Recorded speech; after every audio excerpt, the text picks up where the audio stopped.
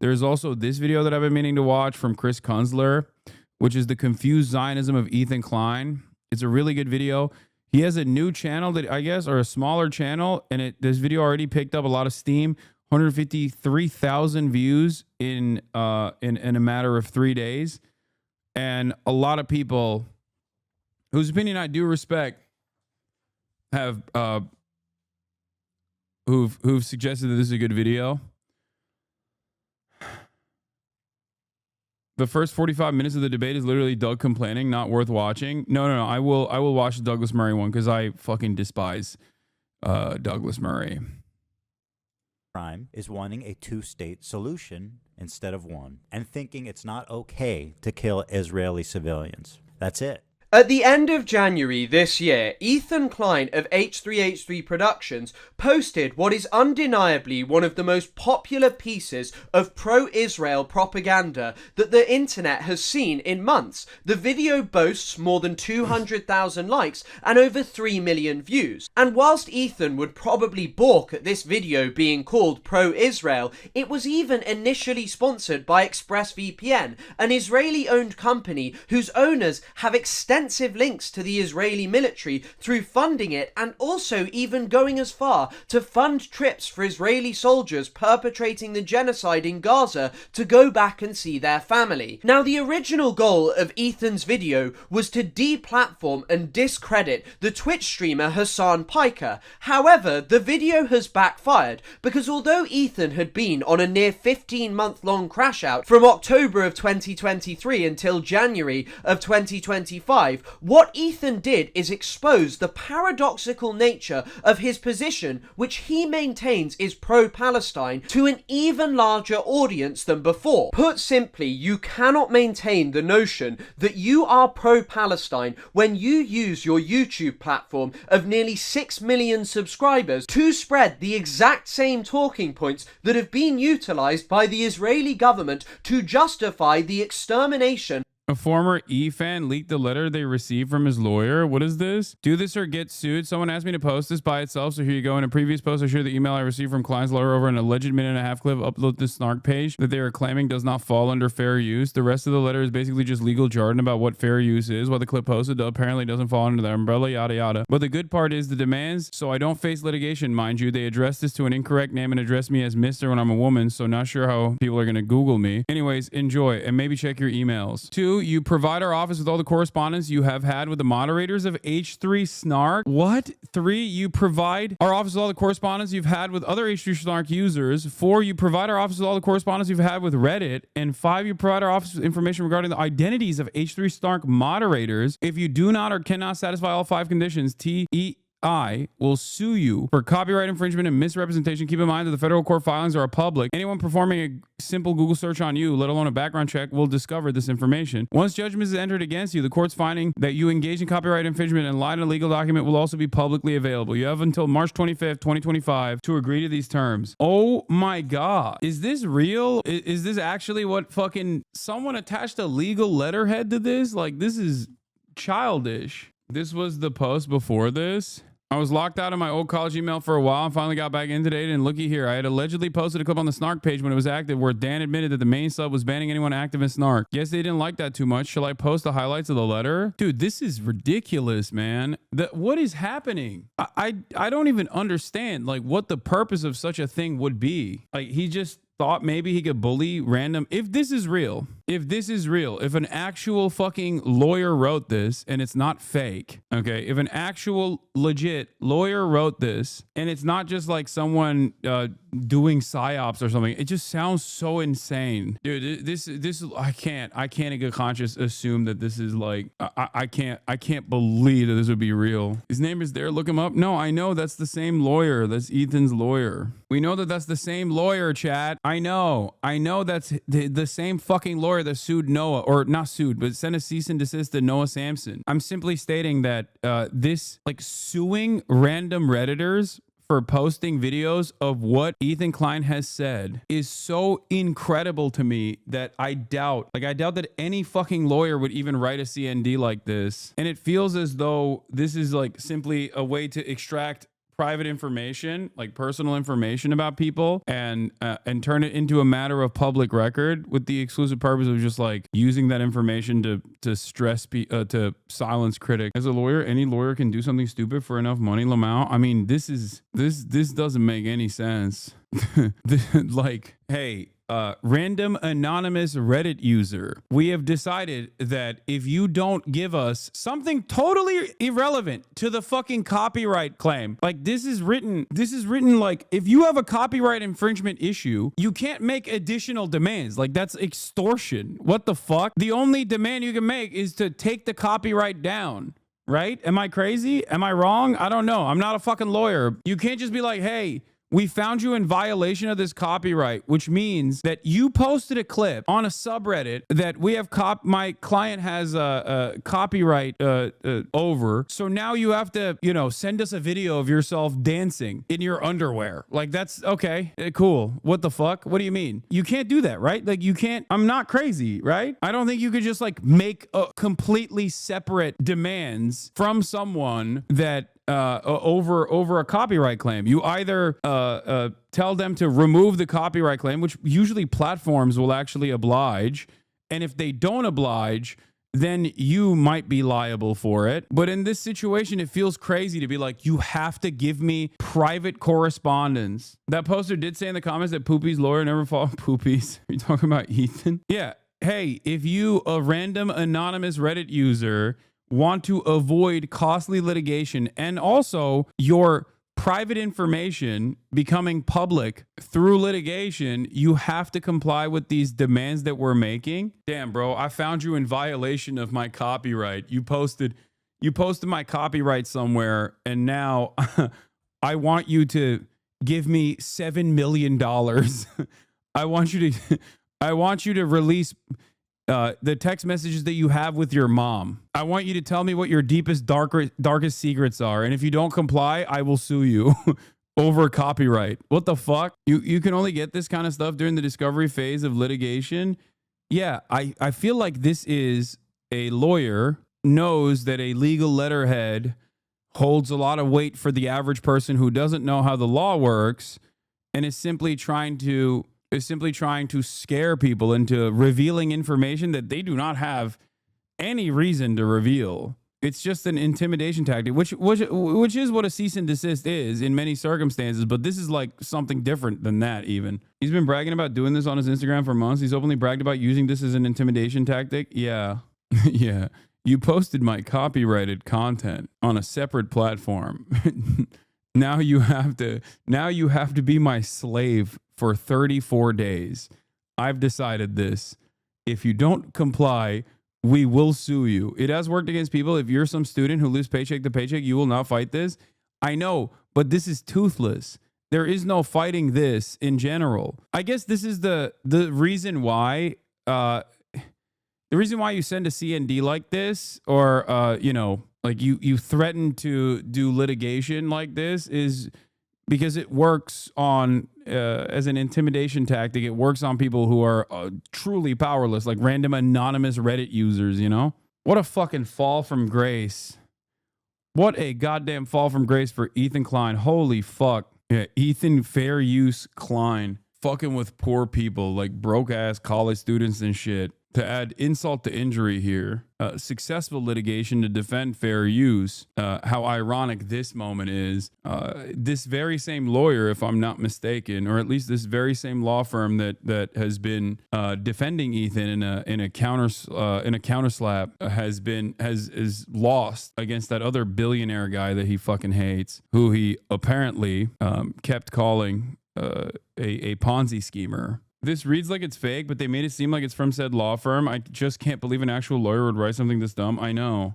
His website defaming his enemy, Brian Kavanaugh, comparing him to Harvey Weinstein, was just taken down. Yeah, this is what I was talking about. YouTuber Ethan Klein loses anti-slap appeal in producer Ryan Kavanaugh defamation case. California Court of Appeal upholds a prior ruling that the influencer may have defamed the film financier by falsely claiming that he was running a Ponzi scheme. YouTuber Ethan Klein lost a motion to dismiss the defamation case brought against him by producer Ryan Kavanaugh after the California Court of Appeal upheld a prior ruling on Thursday. Klein, who is famous for his H3Issue podcast and internet troll persona, filed an anti-slap motion to try to get the former Relativity Media CEO and film financier's initial complaint stricken, claiming his comments fall under free speech after Kavanaugh accused the influencer of defamation. Ryan Kavanaugh brought an action against Ethan Klein and TED Entertainment, TEI, for defamation and defamation by implication, alleging they falsely accused him of running a Ponzi scheme, the court explained in a summary in documents obtained by the Wrap. The trial court denied defendants' anti-slap motion to strike Kavanaugh's complaint. We affirm. So Ryan Kavanaugh, who is a fucking billionaire and not exactly a great guy himself, sued, as far as I understand, brought a defamation case against Ethan Klein. Ethan Klein tried to dismiss the defamation case and failed to dismiss the defamation case as of, I think, like last week, April 6th, as of 4 days ago. He's been deleting all the YouTube VODs where he defamed Ryan and took down the website. He's probably going to try to settle now that he lost the appeal. Apparently, E kept using an article to show proof of Ryan's Ponzi scheme, but the article was quickly taken down, but E kept using it as proof anyway. When you get the anti-slap dismissed, you go straight to damages, if I recall correctly. When you fail an anti-slap in California, basically that just means that it was decided that he defamed Ryan, so now they just have to settle on damages. I'm pretty sure that the anti-slap is pretty powerful as far as tools goes, as far as legal tools goes in the state of California, as in, if he had won the anti-slap, he would have been able to literally pay, like make Ryan Kavanaugh pay for his litigation as well, because it's anti-slap is basically a tool people like anonymous Reddit users and people who are less powerful to successfully defend themselves against frivolous litigation that tries to stop them from exercising their free speech. So after, I'm not saying Ryan Kavanaugh is a good dude, by the way. I'm not saying that at all. I don't know enough about him. It seems like the courts have determined he wasn't doing a Ponzi scheme, though. So I will not be saying that, let me tell you, okay? Yeah, they do not go to damages. That's incorrect. It just means the trial can proceed as normal. Even if frivolous lawsuit is a nightmare for most people, expensive, stressful, complicated, and time-consuming, yes, except Ryan Kavanaugh and Ethan Klein both have enough money to continue this, the process of litigation.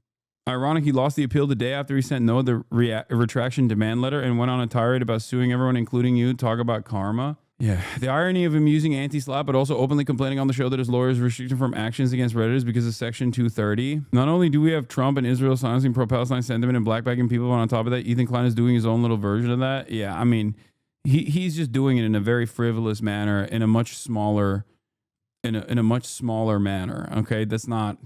He's doing it within his own confines, and seemingly, at least as it stands currently, the courts would probably not comply with his ridiculous little lawsuits, but who knows? He asked a lawyer on air if you could be sued for domestic terrorism. Shut the fuck up. No, he did not. No, that is bro working with Beitar? What's happening? The fuck do you mean? Okay, stop. I'm not entertaining this. Ethan's continuing to obsess over Hasan, asking a civil lawyer if Hasan can get sued for inciting terrorism. Ethan Klein tries to imply Hasan Piker has committed domestic terrorism or incites terrorism. First, he wants them to go to Gaza while journalists are being murdered. Now, while Trump is currently revoking citizenship, he jokes like this disgusting behavior. For me, the better. The more better the world becomes. I think so, really.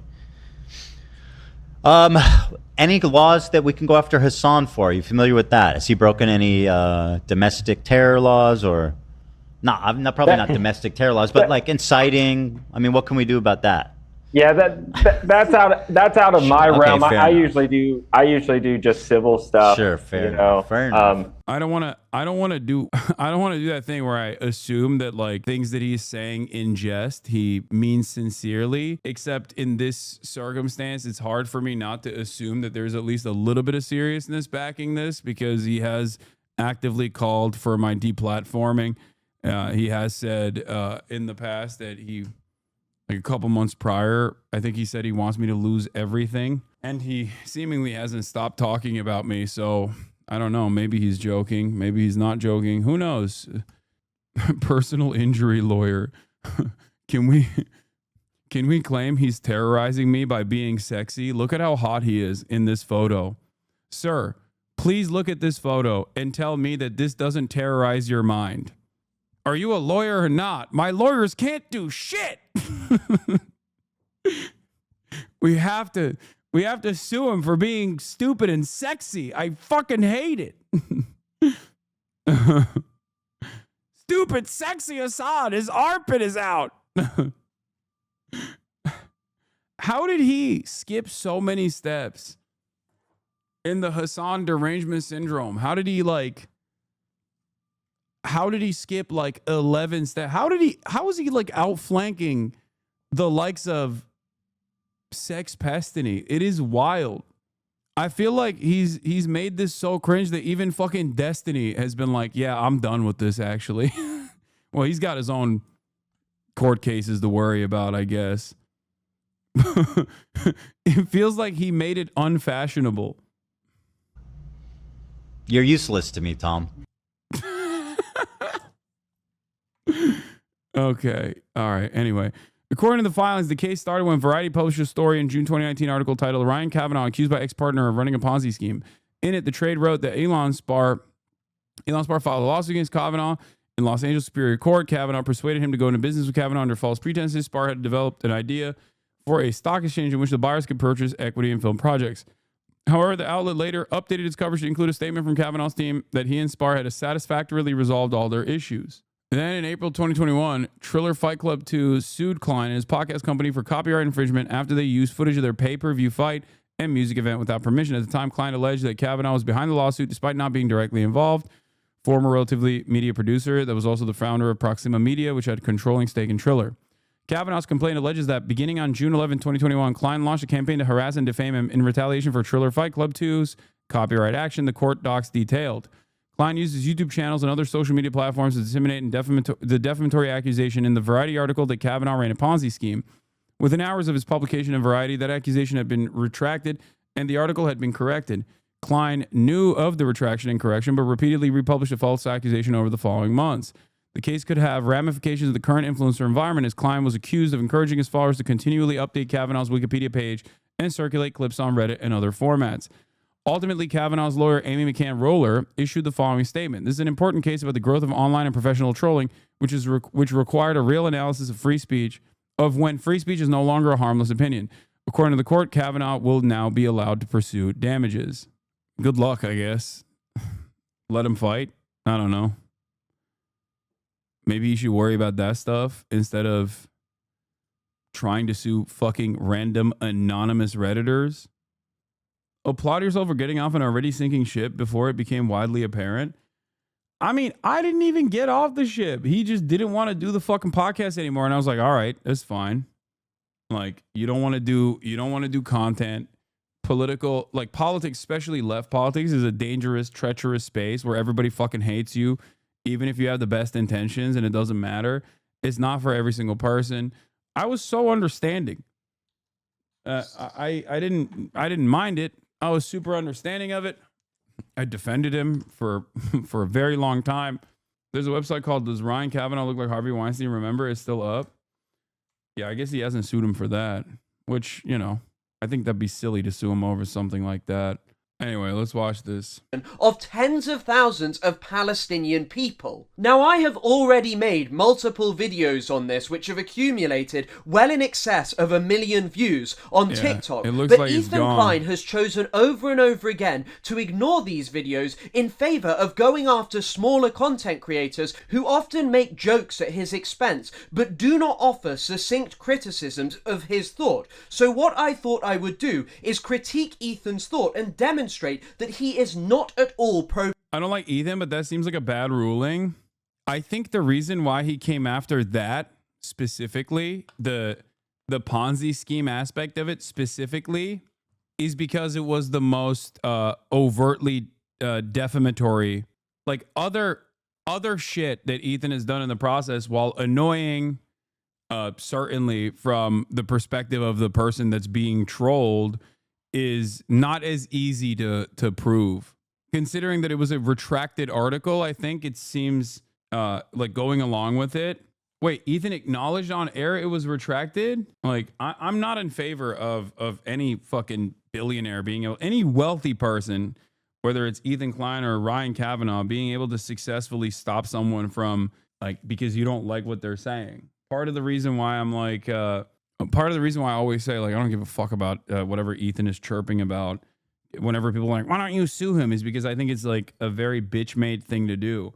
Even if it's like an open and shut, even if there's an open and shut case, like Ethan openly acknowledging that in his own words while sitting next to me, that like the brothel that I went to in like fucking, it was like 2010, getting raided for tax evasion in 2016, and then successfully suing both the police force and the Berlin government over defamation and winning.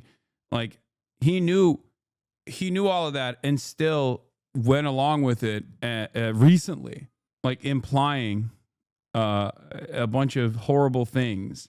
Like, even if that in and of itself is like a fairly easy way to prove, especially paired up with like malicious intent, considering that he has said that he wants me to lose everything and that he hates me and all this stuff. I feel like there's a case there. I would never do such a thing because I think it's just stupid. It's a stupid thing to do.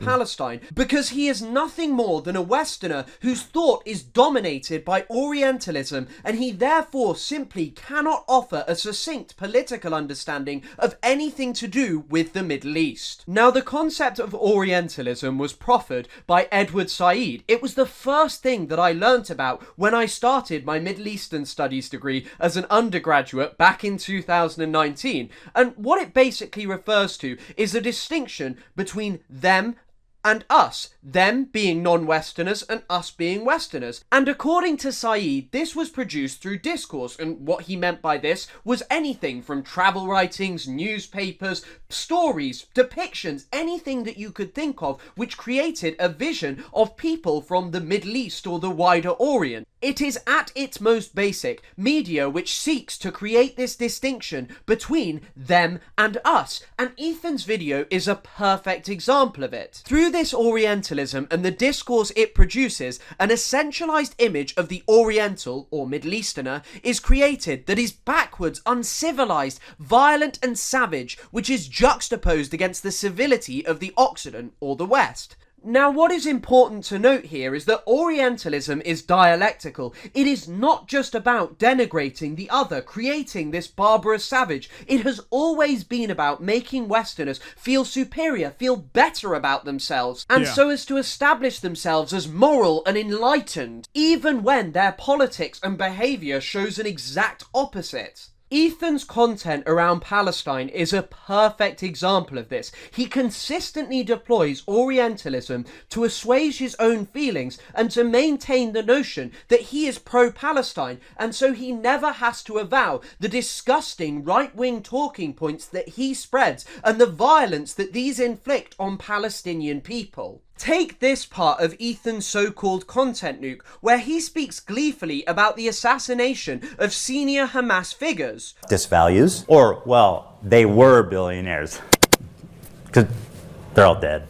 They killed it all, they're all dead. Or this part where he condemns Hasan Piker for his endorsement of Syed Hassan Nasrallah, the former leader of Hezbollah, who was killed in an Israeli strike last year. Hezbollah is a paramilitary organization. Do we like them or no? They are a terrorist organization. Like, they're designated. They are designated by the American state as a terrorist organization. I do not like them then. Well, like, I like what you like. I don't have an issue with them, let's just say. This is Hezbollah's leader, Hassan Nasrallah. According to Hasan Piker, this man is a brilliant freedom fighter. But before we get into that, let's see how he... Also, he stretched that statement as hard as he could, where I said, I don't have an issue with them, let's just say, to literally turn that into, he fucking loves this guy, bro. Like, no explanation to undermine what I was saying. No context involved in that process. Clips are obviously cut. Did I say anything in between? Have I talked about Hassan Nasrallah extensively? He feels about Jewish people. Here are some choice quotes from Hezbollah. Also, then he turns around and fucking says that Hassan Nasrallah is anti-Semitic, which is ironic because one of his most famous statements is about how a lot of dumb Arabs are anti-Semitic when they don't realize that Israel is not operating at the behest of Judaism, but instead operating at the behest of American empire. Now, of course, if he was even remotely curious about even learning about his enemies, he would know that reality. But of course, he doesn't know that reality. If he actually had done his research on clips of mine, there are plenty of other clips where I've talked about Hassan Nasrallah or Hezbollah, as a matter of fact. Leader Hassan Nasrallah. According to Shaul Shai, Hassan Nasrallah said in a speech delivered in Beirut, "What do the Jews want? They want security and money. Throughout history, the Jews have been Allah's most cowardly and avaricious creatures. If you look all over the world, you will find no one more miserly or greedy than they are." Now, at first, I was just going to let this section of the content nuke play because it seemingly shows anti-Semitic statements by the leader of Hezbollah. But a quick look into this shows that much like the rest of Ethan's video, the sourcing is just absolutely terrible. He has gone on Wikipedia and repeated unequivocally what is put on there without bothering to check the veracity of anything. So let's quickly go through them. The first quote comes from the book of an Israeli official, Shaul Shai, the former head of the IOF's military history department, a lifelong Israeli soldier. So it may be that this man made up his claims, especially since the articles he cites in his book are almost impossible to find now. And we all know that Israel, its government and senior officials don't necessarily love telling the truth. The second quote is not actually from Nasrallah. The source that Wikipedia cites is noted to be incorrect in this 2012 article. It is not a quote from Nasrallah. The third quote is perhaps the most outrageous of all of them cited by Ethan, because it is noted on the Wikipedia page that this is likely a lie. It literally notes that... There's also direct quotes from him on camera, verbatim, talking about anti-Zionism and talking about, and for the record, make no mistake, I'm not here to fucking argue on whether or not Hassan Nasrallah has opinions that I agree with. There are certainly plenty of opinions of Hassan Nasrallah that I do not agree with, okay? Like opinions around gay people, or I don't even know. There's probably a million different things I don't fucking agree with Hassan Nasrallah. I still don't believe that he should have been assassinated alongside 2,000 fucking people in a Beirut suburb. Oh my God, what an insane fucking thing. I know. That Charles Glass says that this was fake, and the managing editor of the newspaper that it was first published in said he had no faith in the article. The fourth quote is not from Nasrallah. The fifth, there is apparently no specific source provided in the book A Privilege to Die, but it does appear in the text of Hezbollah's Al-Ad, as well as in the same English language collection of Nasrallah's speeches. However, straight after is an emphasis that Hezbollah's fight is with Israel and not with Jews. The final quote is just a citation from the Ministry of Israeli Foreign Affairs. I am sorry, but I don't buy their nonsense so quickly. This is a ministry for a government that lies constantly. I mean, just this week, senior military officials in Israel felt comfortable lying about an overt war crime. They claim that Palestinian paramedics who were executed whilst driving their ambulances didn't have their lights on, were acting suspiciously. Well, the IDF did not randomly attack an ambulance. Last Sunday, several uncoordinated vehicles were... What is your thoughts on the Jews? I love my Jews. There's another thing that I must repeat and reiterate here. Hassan Nasrallah was not murdered in a campaign of mass murder by the apartheid state conducting a genocide, Israel, for any of the reasons that Ethan or anyone else brings up with regular frequency. He was murdered by the state of Israel in an unjustifiable, illegal bombing campaign over a totally sovereign nation that unfortunately has to reside right next to the apartheid state for resisting against said apartheid state and trying to incur penalties upon the apartheid state for the crime of doing a fucking genocide. That is the reason. And that's the same reason why Yemen keeps consistently getting bombed.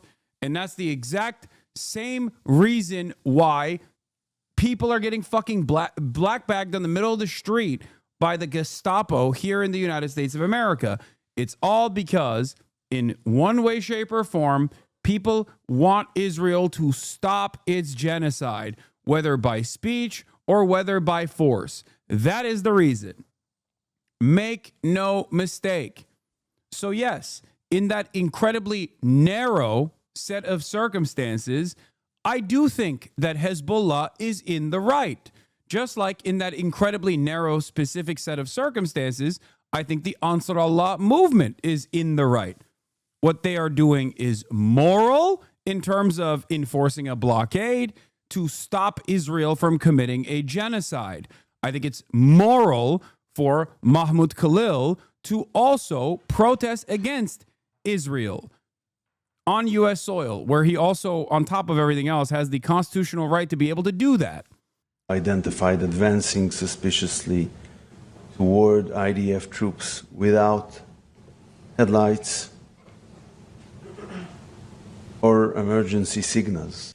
And now there is literal video evidence showing the exact opposite. Israel will say and do anything because they rely on morons like Ethan believing absolutely anything because it fits with their narrative that the other are barbarous and evil monsters who commit crimes constantly. But then consider Ethan's reaction to this clip of his wife. Just the other day, Bibi fired a really good guy that a lot of people are pissed about, and he fired him because they had a disagreement, and that's like so Trump coded. Or he was like a moderating voice in the war room. Yeah. And he got... How do you count a talking point that they killed or starved 2 million people? Genuinely asking, what talking point? Who did this? Do you mean the Yemen government in exile that is no longer entertained or recognized as the true government of Yemen? Is that what you're talking about? Or are you talking about the Ansar Allah movement claiming that Saudi Arabia's and the UAE's Western-backed coalition forces starving the entirety of the Yemeni population, and then seemingly saying that that is actually the Houthis that did that? Because if that's the argument, yes, you're wrong. That wasn't the Ansar Allah. As far as the Yemen, the government of Yemen, I think you're talking about the government of Yemen in exile that was used as a puppet for the Saudi ambitions in Yemen. What Yemeni government? I'm Yemeni and I don't even know who he's talking about. No, I think he's doing this thing. I think he's doing this thing where people will say that like the shit that Saudi Arabia and UAE coalition forces did was actually because of all of those crimes are directly the responsibility of the Ansar Allah movement. I think he's misguided. Also, I don't think anybody, I don't know what the exact casualty numbers are, but I don't think even the Saudis killed 2 million people in Yemen, for the record. Yeah, no, I think Ansar Allah, no, they did not do that. I don't know the exact numbers. I can look it up right now if you want me to. I don't even know who would claim that there's a 2 million number anyway. I was making a pro-Yemen point on TikTok and someone said, but they starved 2 million people. Yeah, that person that you're talking to has no fucking idea what they're saying. It's partially because Yemen is the poorest nation on the fucking planet. That's pretty big part of that problem. There's not a lot of information and most people don't even care to understand the situation there. And you're asking me how to debate a TikTok comment. So I feel like this is not the best use of our time. But yeah, not even the Saudis use this argument. This is just Western depravity. There's no way to know the exact numbers. The situation is chaotic. There are also no longer valid institutions. All are puppets of Saudi, UAE, or Houthis, who I am neutral towards. The irony, of course, is that with the exception of the one guy who is still the former leader in exile, even his forces, even his coalition forces have, in the aftermath of October 7, put down their arms and joined in unison the Ansar Allah movement and participate against the demonstrations against the state of Israel for the crime of genocide, and as far as I understand, are firmly committed to trying to stop Israel from committing a genocide. So there's like 3 guys at this point that are not on board with what the Ansar Allah movement is doing. Anyway, let's continue. Get rid of him, or at least a more moderate voice. I don't know anything about the guy. Just recognize his picture. He looked mean. I thought he was mean just because he looked mean. No. In the video, Hila is endorsing Yoav Gallant, Israel's former defense minister, a man who is wanted by the International Criminal Court, whose crimes far supersede any of those committed by either Nasrallah or any other leader of Hamas, the Houthis, or anyone you can think of. This is a man who said openly he wanted a total siege of the Gaza Strip. אנחנו מטילים מצור מוחלט על העיר עזה. אין חשמל, אין מזון, אין מים, אין דלק.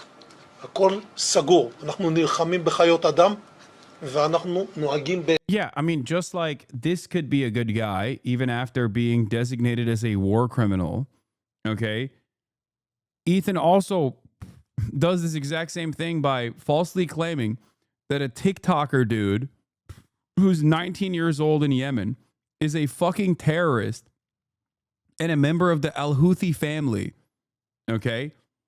Without any evidence whatsoever, and only evidence to suggest the exact opposite. Meanwhile, anyone, including those who have served in the IDF that might be very close to Ethan Klein, it's a bridge too far to call them a terrorist, even though the IOF is a terrorist organization, one that is far worse than Hamas, as a matter of fact. He is the man who prosecuted the genocide, which Ethan loves to say that he opposed. And for the record, everybody knows, I hope at this point, what my opinion is. I am much more understanding than other leftists in terms of people who have served in any military, as long as their current actions reflect that they understand the wrongdoing that they participated in. And this is included but not limited to, you know, people who have become anti-Zionists in the aftermath of their service within the Israeli occupying force. There is, I think, because given my position, living in the heart of empire, living in a settler colony myself, I think I'm a little bit more understanding, unapologetic, and still continue to defend the Israeli occupying force, defend your service and all that. I think that's when we have disagreements. That's when I think you're not a good person. Just so everybody understands. And yet he let his wife take a break with almost no pushback, even though she referred to him as a really great guy. Hila and Ethan's claim was that they didn't really know who Yoav Gallant was or what he was like, even. But IOF and IDF are separate entities, because I thought IOF is the naming designation of the Israeli Defense Force.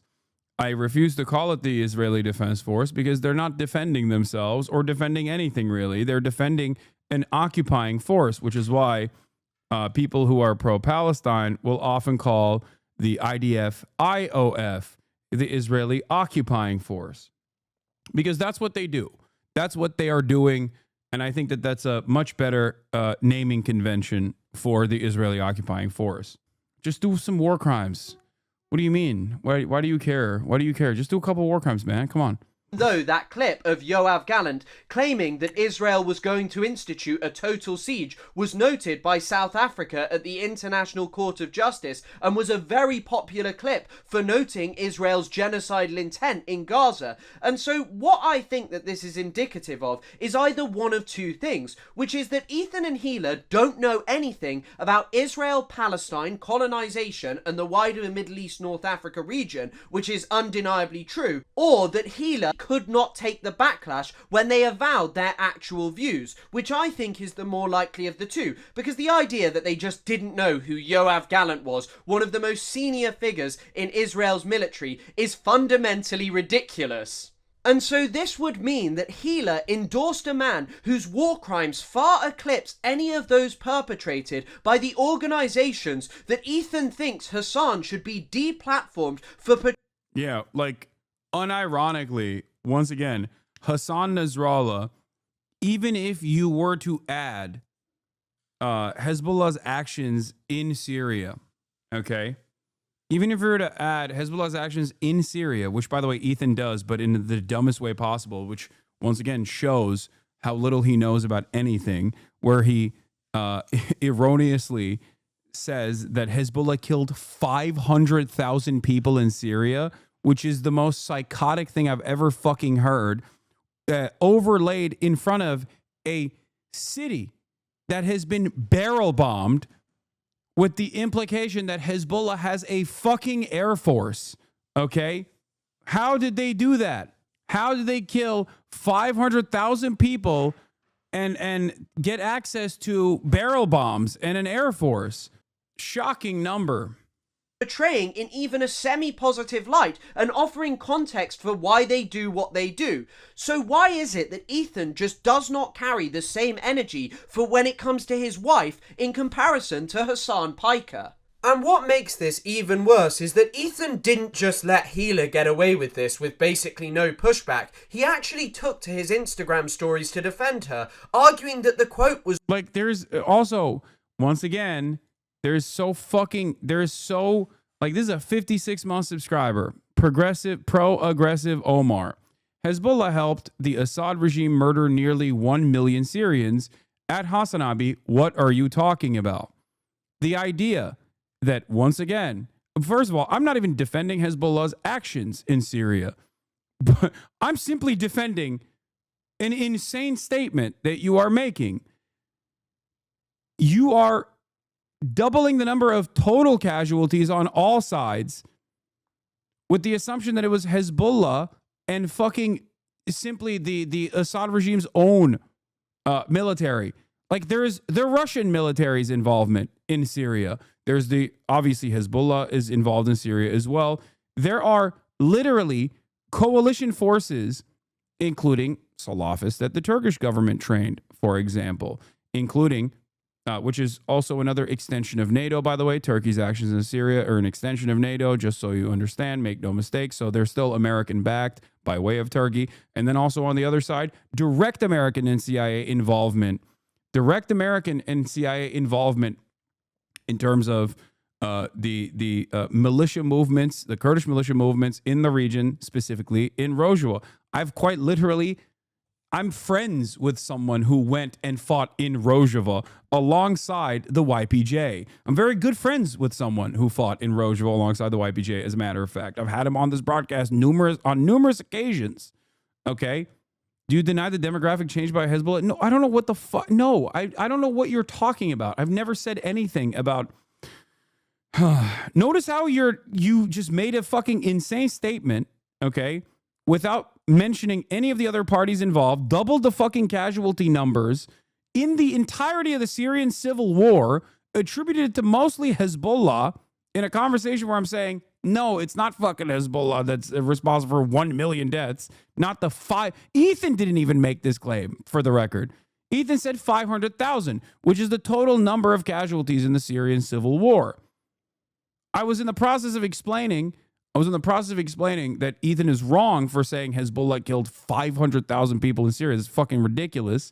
Okay? You doubled that number, said it was Hezbollah, and when you recognized that you were in the wrong, you turned around and moved the goalpost to something different. Following is 2406, but a 56-month sub. No, he is. He's a long-term community subscriber who probably fucking unfollowed and then refollowed. As a result of being after October the 7th. I mean, he doesn't provide this kind of charity to people like Nasrallah or people from Lebanon, people in the Houthis or wherever, who have suffered under Western imperialism and larger terror attacks than October the 7th. No, he just thinks that this applies to Israelis only, and he doesn't seem fussed that his wife endorsed a man who referred to Palestinians as human animals, because whilst he seeks to make the distinction and say, oh, he was probably only talking about Hamas, the thing is that this was the man who oversaw the Gaza genocide that Ethan says he condemns, but he doesn't mind this man referring to Palestinians as human animals so as to establish them as subhumans worthy of death. No, he thinks that that's completely fine because he was a moderating voice who wanted to end the war. But he didn't want to end the war because of his opposition to the Gaza genocide. He just wanted to end the war because he thought all of Israel's aims had been achieved, and that no more aims could be achieved via military means. So all of the destruction and mass killing that was already perpetrated in the Gaza Strip, well, he thought that was enough. This isn't even the first time that Ethan or Hila have displayed their love for a figure who is undeniably implicated in racially... Hasan, I'm telling you, you're not accurate. You're not accurate on Syria. With all love and respect, my people and I experienced the brutality of Hezbollah, not you nor Ethan. Dude, I'm not saying Hezbollah was a good force in fucking Syria. I'm simply stating that Hezbollah nor the Assad regime murdered 1 million Syrians, even though the total casualty number is closer to 600,000. And yes, a big part of that was Russian military involvement and the coalition forces under the command, or at least the directive, of Bashar al-Assad. There has never been a moment where I've defended Bashar al-Assad. I do not defend him at all. Motivated slaughter. Take George Bush, for example, who in this 2017 clip, Ethan says he loves. I got to tell you, I saw George Bush on what was it, Jimmy Kimmel? And I was like, man, I love this guy. I love George Bush. As a dude, he's a fucking... George Bush, he's got a lot of character. He's out there, dude. You know, he's like painting. He just made a book of portraits. He's drawing portraits of veterans. This was a guy who said he wanted to launch a crusade in the Middle East and then went on to do so. And the American people are beginning to understand. Now, this crusade, this war on terrorism, is going to take a while. Slaughtering hundreds of thousands of Iraqi people, all in the name of oil, something which Alan Greenspan, the former chairman of the Federal Reserve, literally admitted in 2006. Hey, this is journalism. It's so weird. It's so weird. Motherfuckers want journalism, and when I'm trying to do journalism, they go, "Why are you doing that?" What do you mean? I'm just chilling. We're just vibing. Yeah, we're just vibing. We're vibing big time. Hasan uncritically interviewed this kid for about an hour. It was the most brazen display of disgusting terrorist propaganda that I have maybe ever seen in Western media. So if a 19-year-old from Yemen, who isn't even actually a member of the Houthis, but simply supports them, is an evil terrorist who shouldn't be allowed a platform, what does that make Ethan and Hila, people who endorse war criminals responsible for the slaughter of far, far more people than the Houthis? Left. Once again, also, Hila was in the Israeli occupying force. And not only that, but also literally participated in a raid in the West Bank. Israeli military presence in the West Bank is illegal. Ethan himself has said that West Bank settlers are open season targets. Like if random Yemeni TikTokers are terrorists, then what is your wife at that point? You know what I mean? Like that's a war crime. The only difference here is that America doesn't consider that to be a war crime because Israel is an extension of America. All right. I always thought that despite our differences, there was one thing we could all agree on. And what was that?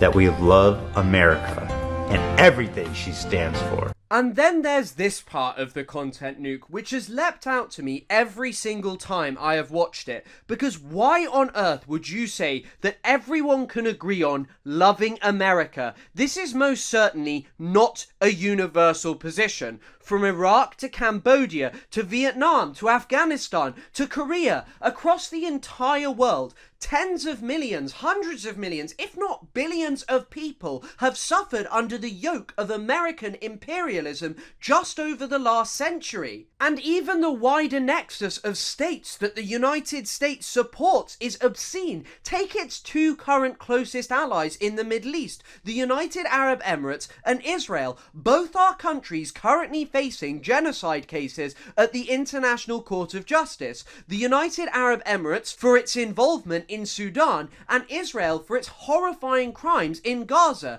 which absolutely would not be possible without the rhetorical and material support that it was offered by both the Biden administration and the current Trump administration. If Israel didn't have the massive amounts of military aid which America only sells to them so they can maintain an edge over other countries in the region, it would stand no chance against countries like Iran. And so to sit there and say, oh, I love America and we all agree on this, whilst America is responsible for the genocide that he claims to simultaneously condemn, is fundamentally ridiculous. And it really does show you that Ethan just does not like anything which is anti-Western. Any group who is anti-West are differently evil. They are monstrous savages whose ideology has no explanation, who are fueled by anti-Semitic hatred in most cases. But when it comes to the obscene violence of the United States, oh, well, you know, it's just politics and we all love it, really. I do not think the Orientalism which dominates Ethan Klein's thought could be any more clear. He sees a 19-year-old from Yemen, Rashid al-Haddad, as a monstrous, violent savage who is an anti-Semitic beast, which, by the way, the kid did apologise for, but he has no problem with his own thought. He never wants to confront the fact that he refers to America as something which we all love, even though it was the country which sold advanced weaponry to Saudi Arabia as it bombed Yemeni civilians. It was the country that refueled Saudi planes as they tore Yemeni weddings and other social events to pieces with their horrifying bombardment. It was the one who trained their pilots as they manufactured a siege and starved the people of Yemen. And this is what defined Rashid al-Haddad's life. And Ethan couldn't have some sympathy and say, you know what, this is what motivates this guy. This is why many Yemenis don't actually like the West. But instead of doing that, Ethan would rather sit there and essentialize them and try and portray this as it is some kind of innate anti-Semitism, some random hatred of the West. In the content nuke, Ethan literally refers to the Houthis as the bad guys. All right, so these guys are clearly the bad guys. So my question is, how does Hasan... Oh, dude. Shit. My bad. I didn't know they were the bad guys. Okay. Well, how can I argue against that? Yeah. Yeah, suspiciously, this quote-unquote pro-Palestinian content creator is saying that virtually every group resisting against Israel's genocide, they're all the bad guys. Israel is bad too, but they're just like maybe less bad, maybe more bad, who knows? But these guys are definitely bad, okay? What's the argument here then? If you are pro-Palestinian, if you consider... Okay, pick you. If you're pro-Palestine, if you're pro-Palestinian emancipation, and you even at times agree that Israel is doing war crimes, sometimes you disagree with that, whatever. Maybe you believe that Israel is doing a genocide on Monday, but you don't believe it on Tuesday. Who knows? You keep calling it a war. Sometimes maybe you call it a genocide. I don't know if he does. Actually, I don't even know. Okay? But you keep saying every single person that is resisting against Israel's unjustifiable genocide of the Palestinians is wrong, immoral, barbaric, bad, then it's going to, I'm going to start to assume that you don't actually hate what Israel is doing. Especially if most of your commentary revolves around criticizing those who speak out against Israel's atrocities, criticizing those who are actually doing anything against Israel in terms of making Israel incur a penalty for the crime of doing a genocide. What's the expectation here? That the Palestinians are simply supposed to just die and the rest of the world is supposed to let them die and then turn around and say, oh, we felt so bad. Is that what it is? So we can feel good about ourselves? Do a land acknowledgement? Weird.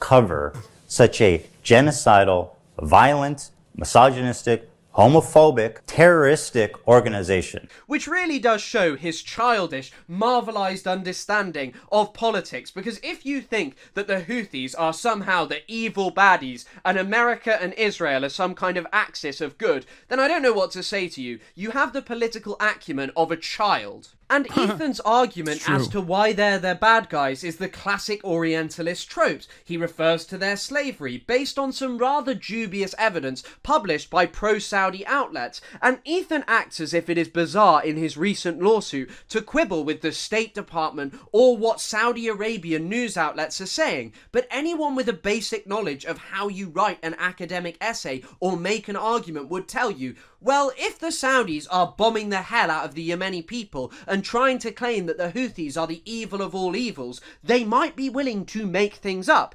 But what I think is most important to note about all of Ethan's condemnations of the Houthis for their regressive politics is that Israel, the progressive nation, which along with America he sees as the good guys, could be accused of all of these same things to a horrifying extent. I mean, take Israel's use of slavery. A recent article which appeared in Haaretz referred to the IOF practice of Israelis taking Palestinians as human shields and sometimes killing them for fun as a form of slavery. And when you think about it, denying these people autonomy and forcing them into a horrifying working environment is slave-esque, isn't it? And his highlighting of misogyny is the most obscene part, because yes, the Houthis are probably misogynistic. Misogyny is prevalent all over the entire world, but when it comes to Israel, the extremity of their gender-based violence is absolutely obscene. A recent UN report documented this disproportionate targeting of women and young girls. It targeted the use of sexual violence, how their reproductive rights are infringed upon by Israel. So stop sitting. There's a lot more hard evidence, by the way, from the United Nations of Israel's standard practice of sexual abuse and systematic destruction of reproductive health care from the Israeli military against the Palestinian population, as opposed to the mass rapes directed by Hamas atrocity propaganda that Ethan unironically uses in his context puke. As of today, there is no hard evidence that mass rapes took place and was directed by Hamas, especially on October 7. There is, however, evidence for this. I doubt that Ethan has talked about this stuff. I don't know. Maybe he did. Sitting there and pretending that you're some kind of defender of women's rights because you oppose the Houthis, but generally seem to have no problem with the IOF, and you haven't made a near 2-hour-long video about Israel's supporters, people like Lonabox, who Ethan literally invited on his show. It is absolutely ridiculous. Yeah. This is who Ethan thinks is a good person to criticize Israel in the right way. A person who has talked about like Israel sniping children in the head and disparage those, disparage the hard evidence against such things, saying it's simply a mistake or an accident. Here he is smiling ear to ear in Israel alongside Sex Pestany with a former government employee of Israel, by the way. Like... ridiculous. And Lonabox is a particularly important figure to highlight because Ethan, as I said, brought him on his show, but as the photo shows, he went on a trip to Israel, laughing and smiling along with Eylon Levy, Netanyahu's former spokesman, until he was fired over some personal issues. But do you know how sniping jobs work? Ultimately, this guy has sought to make a career out of justifying the extermination of Palestinians. He was a pivotal figure, appearing on Western TV, using his British accent, which makes him endearing. Does Ethan even have clout on the left? He did at a certain point, but this is not the reason why there's a lot of focus on his work. He's a massive content creator with a fairly large audience. He literally restarted his formerly inactive YouTube channel, H3H3 Productions, in an effort to do this Hasbara, in an effort to do this cynical defense of Israel, while never really saying that he's like fully throatedly supporting Israel, but instead choosing to actively attack every single person who does criticize Israel and demand that they get deplatformed. So I think that it's pretty significant if a content creator, especially one that had so much clout in the past, is spending all of his time, effort, and resources instead of directing it towards I don't know, fundraisers for Palestinians, or instead of talking about the atrocities that Israel is committing. This is the overwhelming majority of his commentary on Israel's genocide. He goes after content creators no matter how large or small. So yeah, I think it's not about his clout necessarily on the left, but more so how much time, how much effort he spent, how much social capital he's actually destroyed in the process even. Ethan never had leftist clout. He had normie clout amongst mostly people who are, not meaning this critically, but the most common memesters normies. Yeah. To Westerners to justify the extermination of Palestinians, to lie about what was going on in Gaza so it was plausible for Israel to carry out its genocide. And since this point, he's continued making videos, including one from the other day where he explained why Palestinians had no right to the West Bank. And yet Ethan just does not care. He's not making 2-hour-long videos about Loner Box. He's making 2-hour-long videos about Hasan, because he spoke to a 19-year-old. Hasan didn't spend time with the former spokesman of Benjamin Netanyahu, a man accused of leading a state perpetrating genocide. How can you reconcile the idea that you are pro-Palestine when you welcome Lonerbox onto your show and don't care about this, yet spend your time crying about Hasan interviewing a 19-year-old? It is a choice to make a video like this which sought to deplatform one of the biggest pro-Palestinian voices on Twitch. It is a choice to engage in smears of the... It's not the YouTube drama. It's the YouTube drama clout he has. He can spit lies because no one will look it up. I have considered why these slop tubers hate on you, and it's because you do not auto-agree with them and you talk about things they do not know, and it shakes up their worldview. Yeah, also, considering that a lot of my commentary revolves around undermining and directly tackling pre-established social conditioning that you get from an early age, whether it be unconditional support to Israel. This is pre-October 7, where most people had that social conditioning, or that these brown guys overseas are not like the scary monsters who are equipped with a copy of the Quran that says you have to kill all infidels, or whatever the fuck people believe, the Islamophobia that they learn.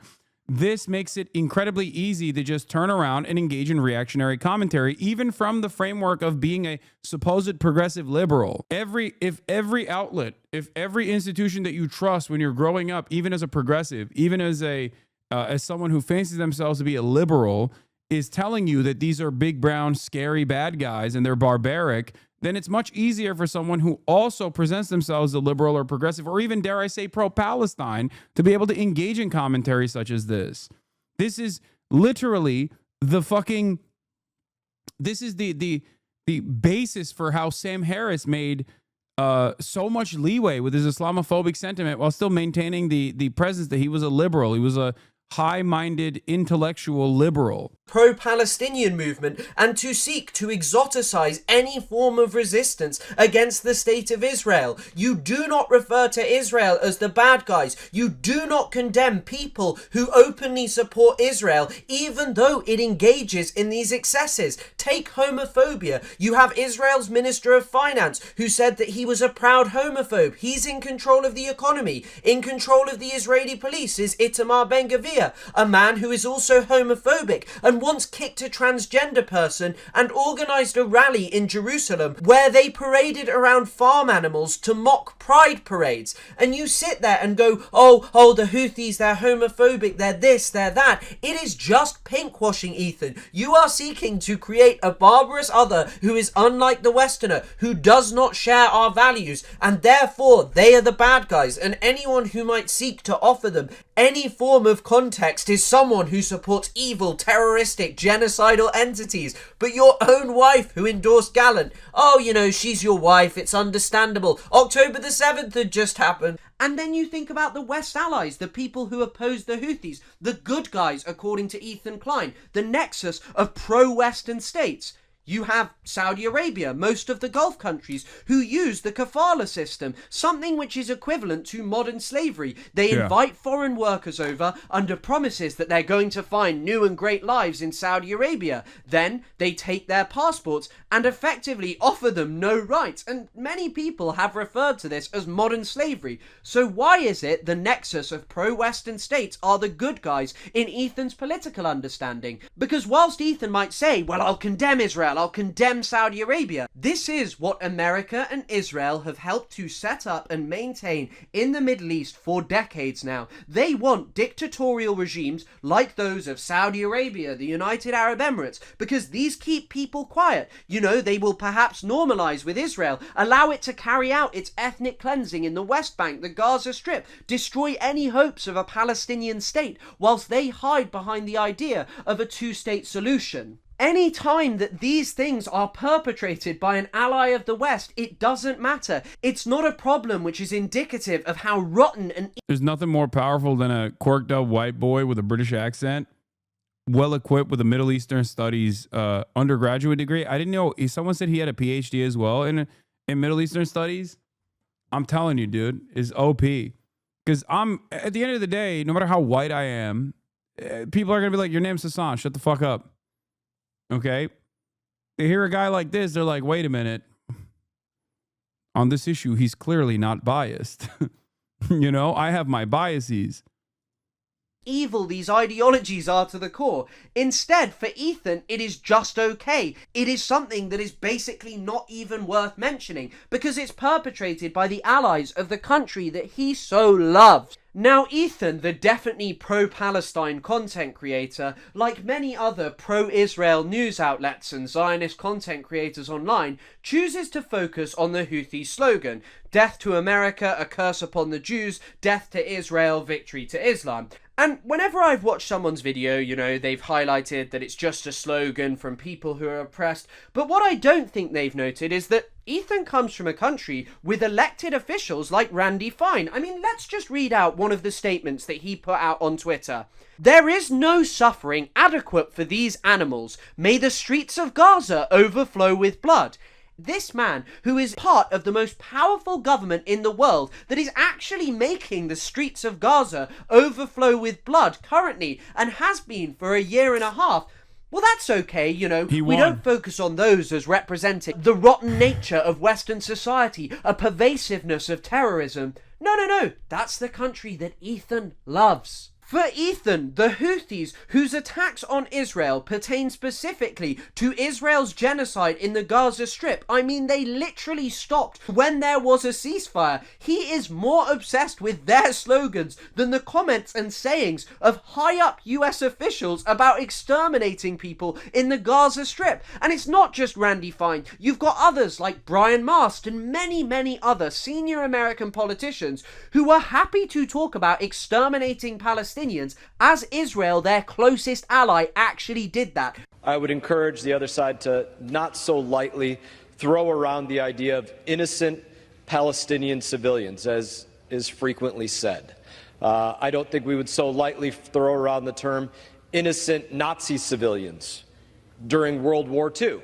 The Houthis are not doing that. Theirs may be a slogan which people find offensive. However, ultimately, they are not actually perpetrating the things that they are claiming. But let's not just focus on America, the head of the snake. Let's also focus on Israel and the slogans that they love, because they're part of Ethan Klein's magical Avengers team who fight against the bad guys like the Houthis, Hezbollah and Hamas. But here's an article by the Israeli Gershon Shafir from 1984, who notes that at present Arabs are compared in sophisticated religious exegesis to the 7 Canaanite nations and to Amalek, and in a popular utterance to a donkey. Now, I think that this is particularly important because what you have here is documentation from the 1980s, before Benjamin Netanyahu had ever been Prime Minister, of Israelis referring to Palestinians as Amalek, a biblical enemy of Israel who must be wiped from the face of the earth. The same with the 7 Canaanite nations,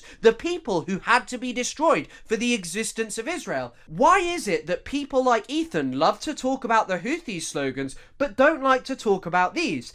And this isn't even where it ends. What I'd also like to note is that in the 1980s, the slogan... For the record, the Houthi movement's banner and its slogan saying "a curse upon the Jews" is, yes, absolutely unacceptable. But I think Norm Finkelstein's assessment on the situation is poignant, where it is the banner itself is directly as a consequence of Israel's actions, as Israel is seen as the only expression of Judaism in the region that every single person has experienced. That's the only thing they know. That's what it is. There's a very different attitude, and the statement Jews and Israel are interchangeable in the region. We look at this conflict from Western sensibilities and fail to recognize that difference. I'm not plucking my beard. I'm plucking my mustache. Death to Arabs became popular to the point where Heike Grossman, an Israeli member of the Knesset and also a Holocaust survivor, would note that she found it so awful because the slogan was only one word different to the one that the Germans used to chant at her and that still rung in her ears. And it's worth noting that in the 1980s, this didn't end at just chanting death to Arabs at Palestinians. No, multiple Palestinians were attacked, and the Israeli press made some shocking discoveries in the Israeli military. They found squads of Israeli soldiers referring to themselves as the Mengele unit, who had extensive plans to mass murder Palestinians. I've seen discourse of the slogan is calling Israel to curse upon the Jews and not the Houthis cursing the Jews. No, I don't think that's the case. I mean, I doubt it. I think that's just, again, Western copium from people who are anti-Israel. Hot take, Ethan knows he's in the wrong. He knows he's out of his depth on this issue, but he's built too big a hole for himself to climb out of. His ego won't let him. It's like when I know I'm wrong when I get a fight in my little brother, but I keep fighting anyways because I don't want to look dumb. Yeah. So why is it that Ethan thinks that, someone who is a 19-year-old who supports the Houthis is a bad guy? He's an evil terrorist. But the same doesn't go for all Israelis. He might say, well, I don't like this excess. I don't actually support this kind of thing. Does every single Yemeni who rejects Israel, protests against it, and wants to take up arms against it, hold horrifying anti-Semitic views? No. There are many who just oppose the state of Israel because its treatment of Palestinians and hold a strong disdain for America because of what it has helped to do to their country for decades. But luckily for Ethan, this was the 1980s, the chant death to Arabs, it's not so popular anymore. Just a couple of fringe Israelis, they were the guys. It's important to note the Houthis are Zaydis. The Zaydi imamate in Yemen was very beloved by Yemeni Jews. When the Zaydi imam was killed by Republicans, a Yemeni Jew poet wrote a requiem for him. Like Jews lived in Yemen since biblical days and did not face a single pogrom or prosecution like in Europe. Well, yeah, I mean,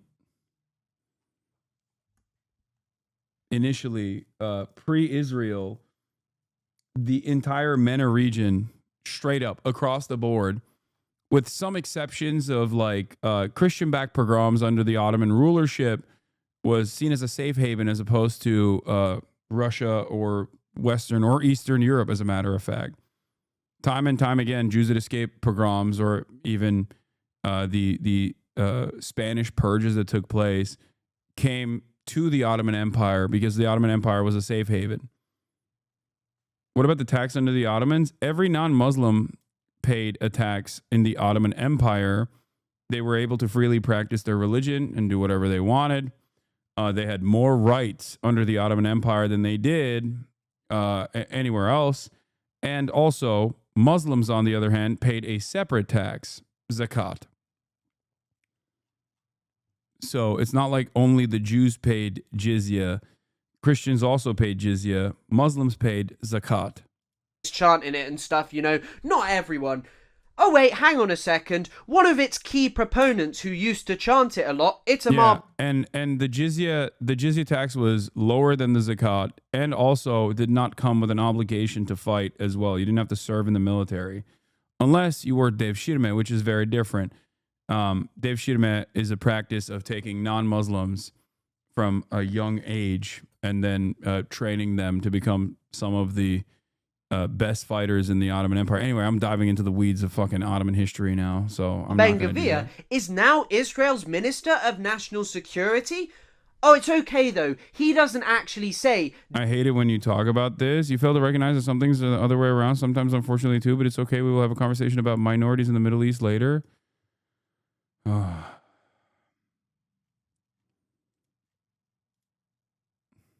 Balkan chatters light the fuck up whenever I talk about this. It's not something that I am defending. I am not defending any of these practices. I do not think that the Dev Shirmeh system was good. Okay?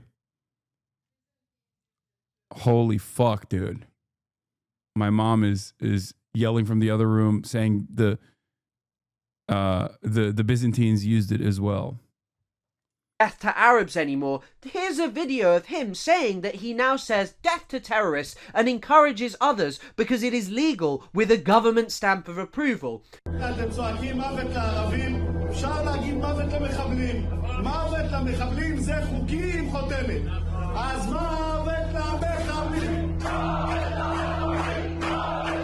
But when you consider that this man refers to all Palestinians as terrorists, including the mother of an autistic Palestinian who was murdered in cold blood by Israeli security forces, what is there to say? This guy has transformed Israel's prisons into even worse torture dungeons than they already were. I mean, there's decades of the horrifying treatment by Israeli prison officers of Palestinians, but it's only worsened in recent years. And Ethan doesn't see this as a sickness within Israeli society. He doesn't see it as indicative of the monstrous nature of their ideology, their movement. He thinks that there is still something redeemable about Israel. But what is there redeemable about this? Why is it that you would make a video this long condemning Hasan Piker for interviewing a 19-year-old, for showing Houthi music videos? Why is it that you would spend your time doing this when Israelis are out here doing these kind of things? And it does not end there. One of the other most common chants that you consistently hear from Israeli soldiers is "May your village burn." Here's a video of the Israeli soldiers chanting it before they go out and actually do that in Gaza.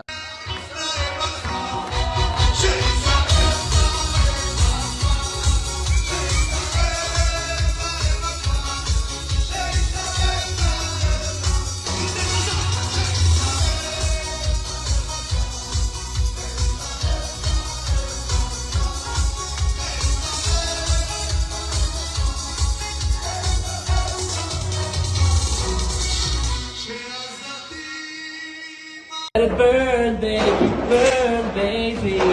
this house is on fire. This house is on fire. This is a man who claims that he thinks there is a genocide in the Gaza Strip, yet he spends his time talking about the Houthi slogans.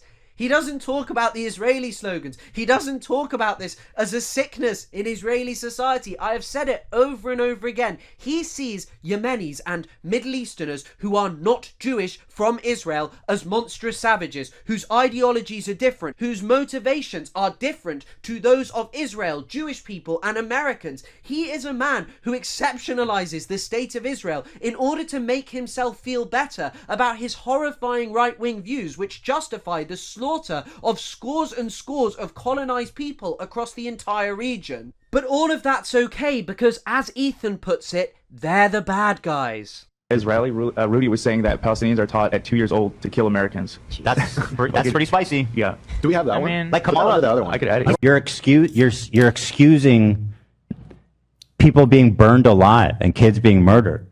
You're saying Israel does that on the daily. Okay. Now I'm not denying that. I'm not denying that. So are you denying that? So are you not denying that? So are you? Now look, I don't want to critique Ethan's personal relationship with his wife, Hila Klein, or the Raider of Ramallah as she is sometimes known, because it's ultimately unimportant for this video.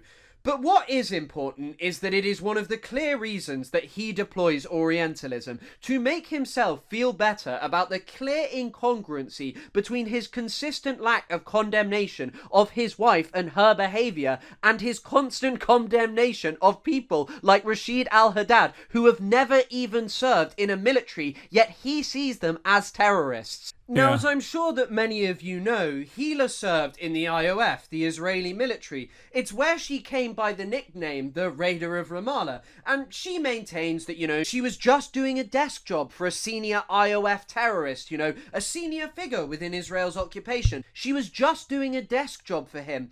But then she got bored and one day wanted to go onto a raid in Ramallah, a space which Ethan refers to as a terrorist city. Just watch this clip.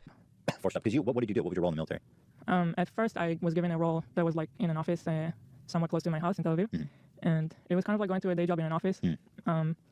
It happened right after there was some kind of a second war in, where was it, in Gaza? Remember that, yeah.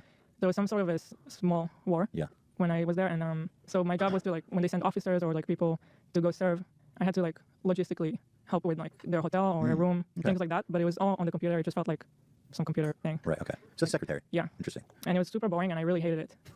Because it was just like, I had to take a bus super early, go there, spend the whole day, go back home.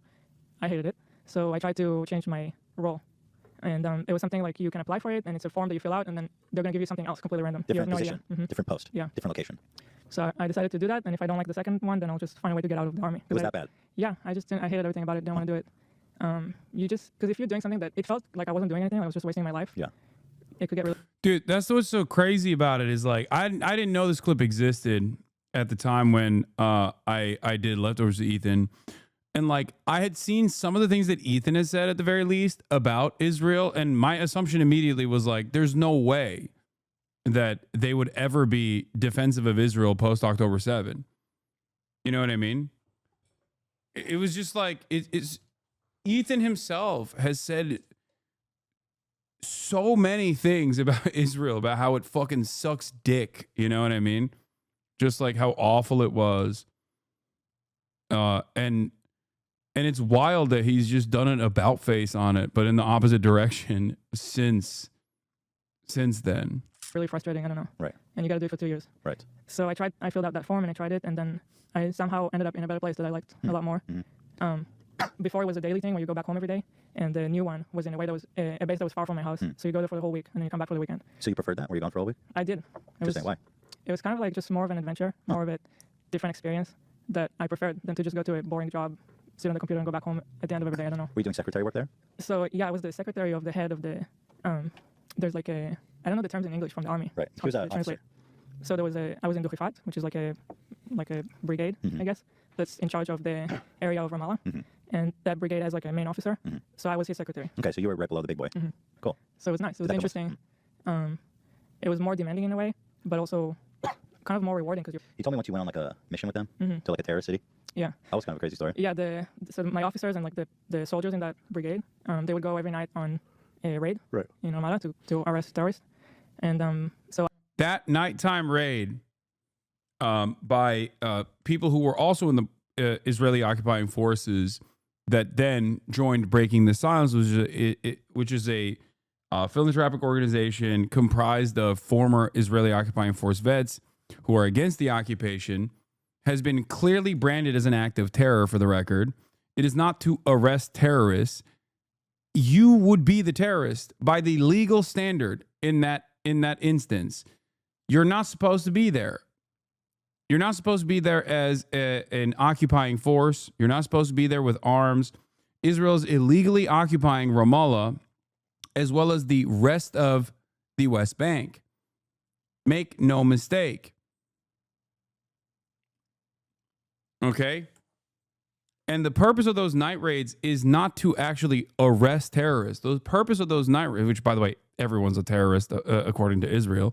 The purpose of those night raids is to instill terror. Ironically enough, it is to make your presence known, to constantly be a force upon the Palestinian population, an illegal force.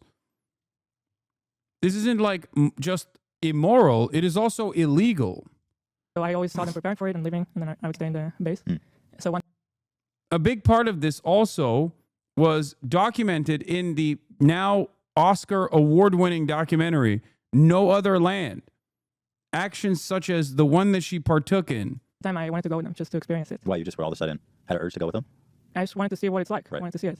And there you have it. She did this because she was bored. So why doesn't Ethan condemn her as an evil terrorist? Why doesn't he think that she should be destroyed along with members of the Houthis? What is the difference between her and a Yemeni person who hasn't even fought against another country? Well, let's actually just have a look at more of what these two have to say. To serve like everybody else in the country. I mean, it's a very selfish move to decide, okay, I'm not going to do it, but everybody else will. Like Israel as a... I think here they're talking about me not serving in the Turkish military, by the way, if I'm not mistaken. As a place, the mentality of growing up there, like everybody feels an obligation to protect, to serve, to nurture this place that feels like the only place in the world where they can live and be Jewish and not be like discriminated against. I mean, when you're growing up with constant terror attacks, the army is a necessity. Yeah. And I'm sorry if people think that's a controversial statement. That is the reality of Israel. Oh my God. So, you're right. The army is a necessity. If you're a fucking occupying force, of course the army is a necessity. You're constantly terrorizing people that you're illegally occupying the lands of. Yeah, no other place on the planet except for the apartheid state of Israel where Jews can be totally safe.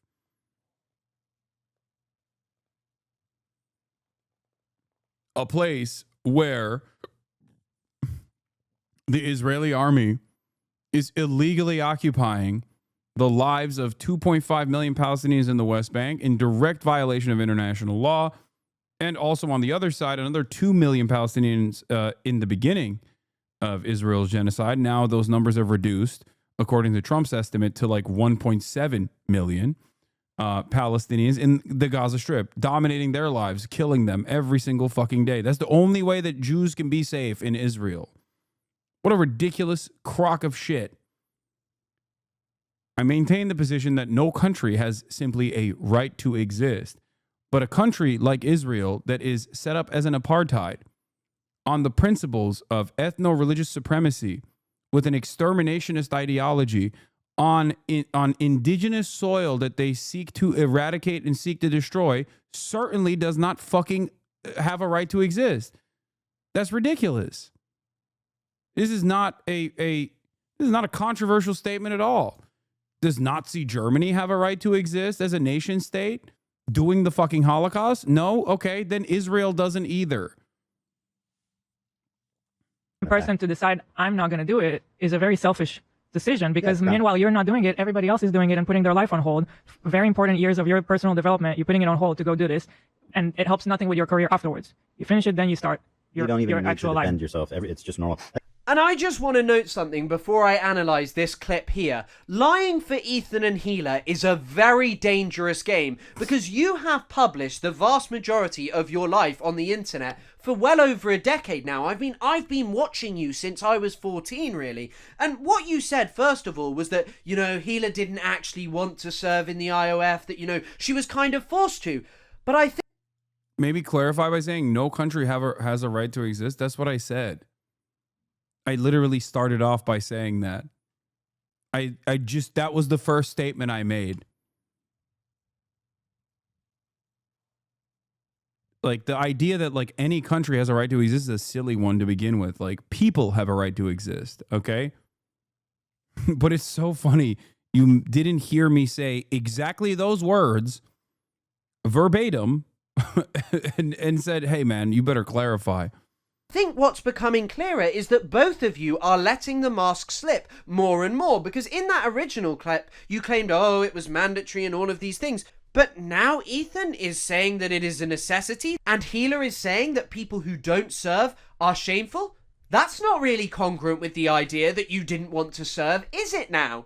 And Ethan and Hila are claiming here that the IOF is a necessity because of the really serious threats that Israel faces, terror every single day. But what are these threats? Where do they come from? Is there any context to them? Or are they just the result of the barbarous anti-Semitism that Jewish people face every single day in the Middle East? Well, of course they're not. And it's so ridiculous for Ethan to sit there and claim that he is pro-Palestine, because once again we can pick apart another part of his ideology. So Ethan says in the content nuke that he thinks Israeli settlers in the West Bank are colonial settlers. Condemned Netanyahu as a war criminal. They're led by Netanyahu, who should resign in disgrace and go to prison for being a war criminal. Called the West Bank settlements an abomination. Settlers in the West Bank are religious zealots. They're monsters. They're genocidal. I've even said the West Bank settlers are valid military targets. This doesn't also make sense because, like, at the time when he said that, I didn't even realize that Gila had literally participated in a raid. What is the raid supposed to be? Why are people saying his lawyer? Like, what? When you talk about like colonial settlers and stuff, like that's what's actually happening in the West Bank right now. And these people are more or less valid military targets, in my opinion. I mean, I'm not really sure that he knows what this means. But anyway, he thinks they're valid military targets. But he doesn't have a problem with his wife who served in that area, who raided terrorist cities. He has no problem with that. He said just a few days ago that he is proud of what his wife did. And like, and I mean, to me, it's like, that's shameful and it's embarrassing. Hila served her country. She did her civic duty. And I think that's a good thing, that, you know, regardless, like just in general. Right? But at the same time, he's against the occupation. He's against the extremities of Israeli society. What does he think Israeli soldiers do in the West Bank? They're not just having fun or protecting Israel. They are maintaining Israel's colonial regime in the West Bank. They are there so as to ensure that the Israeli occupation does not face any form of serious resistance. She was arresting people, most likely for opposing it. Who knows whether that was via armed resistance or peaceful means? I mean, Israel doesn't make a distinction. It doesn't even offer people trial before it begins its horrifying torture of them. I mean, Ethan Klein is a guy who claims that he thinks that there is a genocide going on in Gaza, yet simultaneously thinks that it is shameful not to serve in the Israeli military, that it is some kind of necessity. Yeah, it doesn't. This is the problem. You have to look at like the overwhelming amount of his coverage on this issue to get a good grasp of like what he truly believes. Because there have been instances where he has said the things that he just added onto the fucking context puke. Ironically enough, the major inconsistency that is that's a great demonstration of this, a great demonstration of the other inconsistency we're talking about is the fact that he also brings up the $6,500 donation that he made to my fundraiser. Okay. That fundraiser where we raised, alongside this entire community, where we raised $1.6 million, I believe, in the immediate aftermath of October 7. He uses that to say, look, I'm pro-Palestine. Look, I gave $6,500. Like, how could I be anti-Palestine?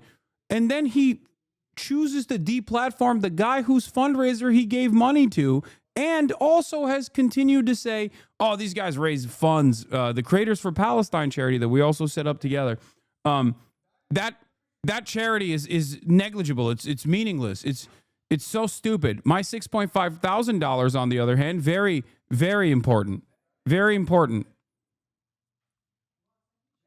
It doesn't make any sense. Like, do you see the inconsistency there? On the one hand, he thinks it's fucking stupid to fundraise for Palestine. But on the other hand, he uses that as a form to say, look, I'm pro-Palestine. You see?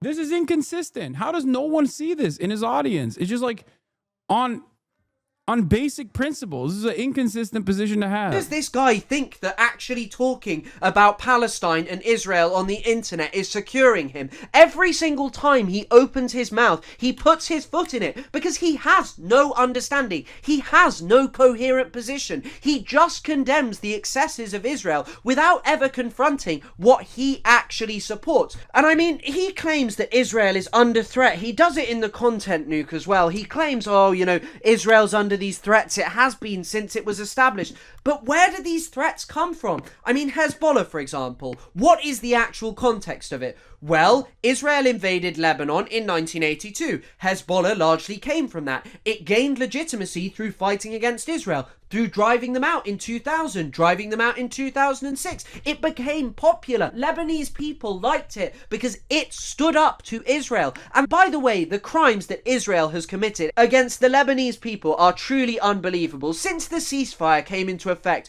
who is the one terrorizing the people of Lebanon? Who is the one consistently carrying out bombardments during a ceasefire? It is absolutely obscene that this man sits here and tries to overplay the threats that Israel faces that come from its settler colonial nature.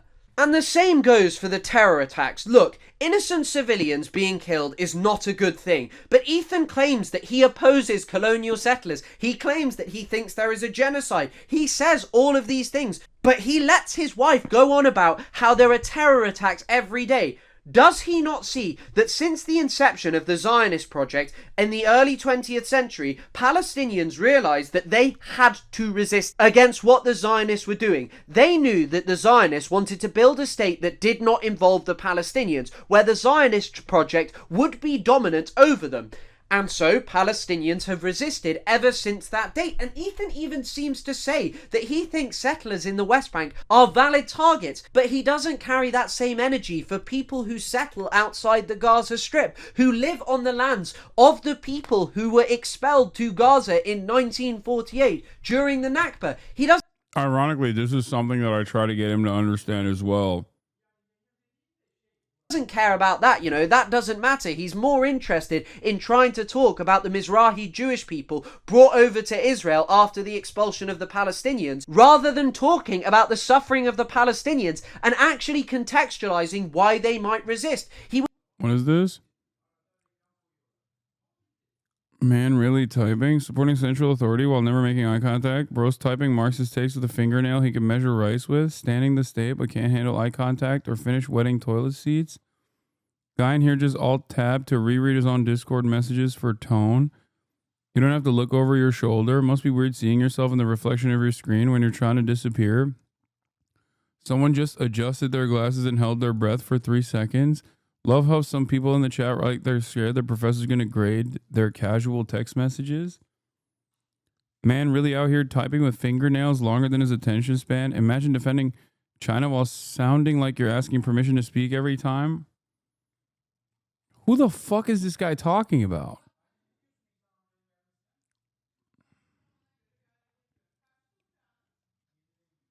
Is he talking about me? What the fuck? Are you all right, dude?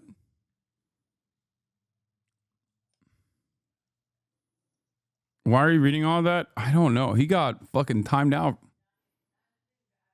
It's crazy.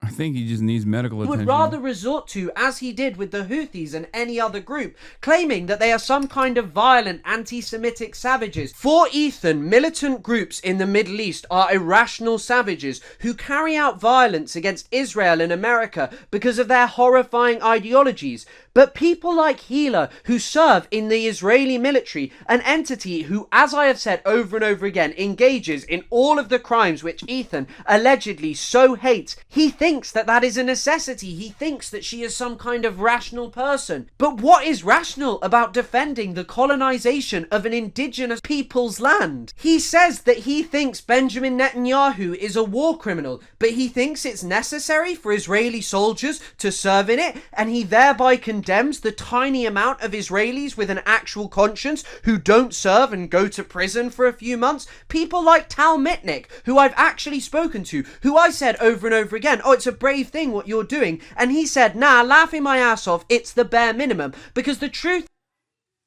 I've had Tal on this broadcast as well. is that how can you sit there and say, oh, I think there's a genocide going on. I think that Netanyahu's a war criminal. But not say, actually, it's wrong to help and aid and abet that. Healer served in the Israeli military on the back end of the Second Intifada, a period which is often portrayed as explosive Palestinian violence, where poor Israeli civilians were targeted for no reason. But it, of course, has context. It came after a major provocation by Ariel Sharon, and it... Murad is watching me right now from right now. He's standing right next to me, away from the camera. And I said, what's up? What are you doing? And he went, Philip DeFranco is not live this week, so I'm forced to watch you instead. I need to beat his ass, dude.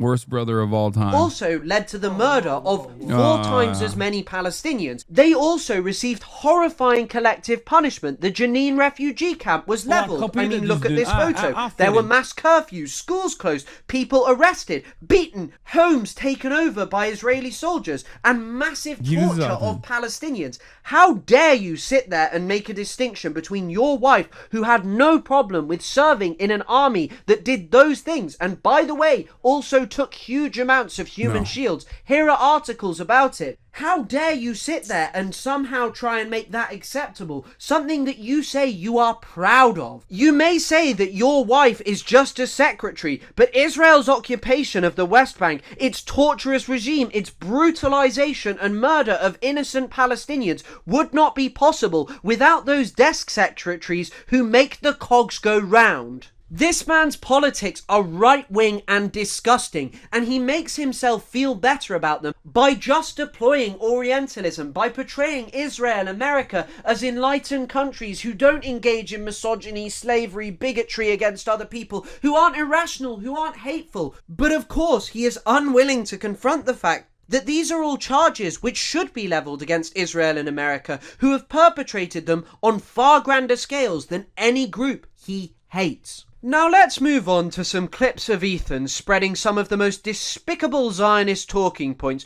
that have been utilised to perpetrate Israel's horrifying crimes in the Gaza Strip. When civilians fucking get murdered in Gaza, that's a dub for Hamas because it raises it creates more pressure on Israel from the outside forces. He's got more people talking, more people outraged. So it's both. It is both Israel is blowing up buildings and killing a ton of innocent people. But people who pretend that Hamas is anything but a fucking barbaric terrorist group that intentionally kills its own people for political gain is lying to themselves, dude. Holy shit.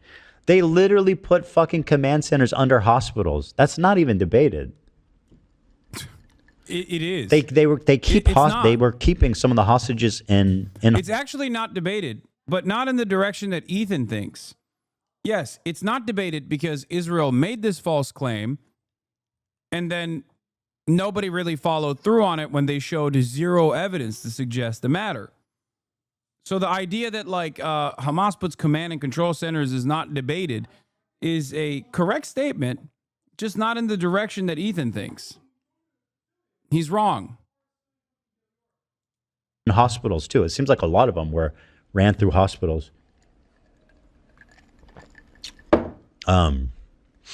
That's it. I mean, it's just logical, right? Now, for someone who is self-proclaimed to be against the genocide in the Gaza Strip and also pro-Palestinian, to hear a talking point like this spread is truly disgusting. You cannot reconcile these two things because all of the evidence points to the fact that Israel has lied. It has been unable to support outrageous claims that it made, such as the claim that there was a terror base and command center under the Al-Shifa hospital that was used to raid it, to make patients there suffer.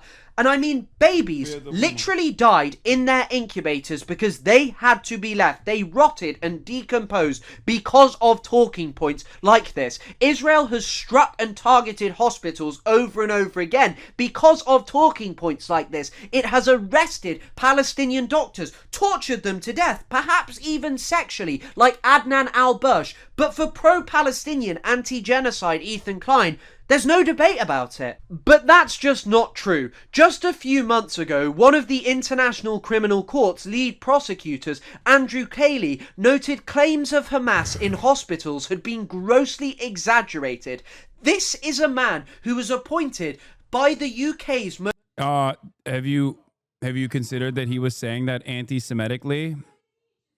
Have you considered that he is pro-Hamas? Racist Home Secretary in its recent history, Suella Braverman, a woman who is unequivocally pro-Israel, and he is saying this. He is saying that it is likely Israel has grossly exaggerated its claims. Then you have Forensic Architecture, who highlighted that Israel lied at the International Court of Justice about a militant fighting inside hospital boundaries. They debunked it clearly. People do not want to talk about this. And then let's move on to what Craig Mohiba said. As he noted, the mere presence of armed forces of members of the enemy in populated civilian areas does not constitute the use of human shields. Indeed, Israel should carefully consider the implications of its repeated claims that it does, given that it maintains its military headquarters in a busy section of Tel Aviv. Ethan has spread one of the most deadly Zionist lies. It is truly despicable. For this man to try and sit there and claim that he is pro-Palestine